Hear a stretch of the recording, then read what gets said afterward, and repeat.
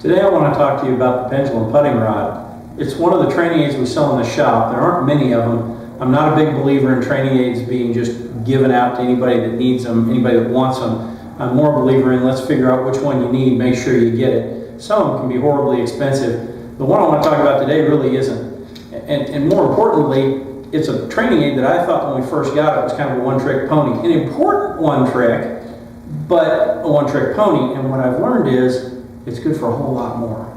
Here's what I mean. This is called the Pendulum putting rod. It's from Eyeline Golf. Not expensive. I believe they're $29. It's effectively a ball retriever without the ball retriever in. It extends out. Little foam piece up here at this end. Red tip at the bottom. The way it's designed to be used is with your putter. So what we do is we take the putting rod and we establish the length we want it, somewhere in here probably. We put it on the back of the putter and into our chest, in your normal address position. That's a key one. Don't let it force you taller or shorter. We get it in a spot where it can stay fixed. And now, with it fixed, we start making some putting strokes. And the idea is, when you do this, it creates a little bit bigger pendulum, and it'll stop you from moving your arms around a lot. Arm extension and contraction are things that I really want to avoid on the putting green. So I found this to be very helpful from that standpoint. But there's more to it than that. There's one obvious one. You can always lay it on the ground and use it as an alignment rod. Not a bad thing to do. It ought to do more than one thing for its price.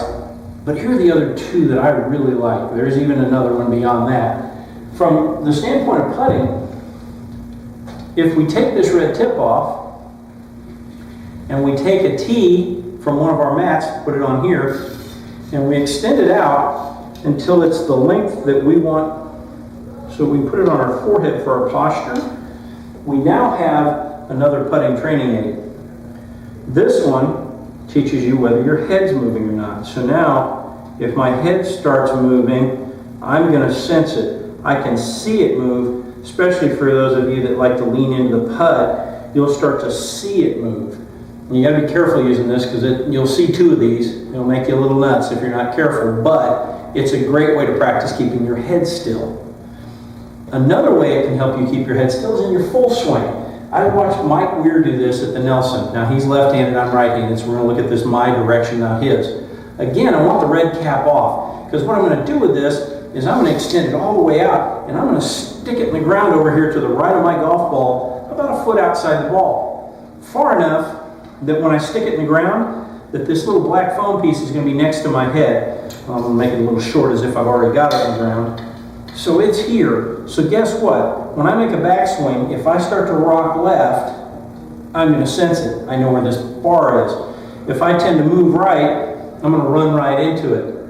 How about if I make a good backswing, but I tend to move in front of it at the start of the downswing? I'm going to sense that. So it's a great item to help us feel things that we don't normally see. Lastly, it might make a good plane stick. I could put it on my target line right here to the right of the ball, and I could practice making some swings trying to keep the club just above it. Now, I don't recommend doing it in speed. This is an aluminum rod. You hit this thing once, it's going to be broken into two pieces. It's not heavy duty. It's not designed for heavy duty work. However, the things that I've just shown you, the four things that I said first, man, they're awesome.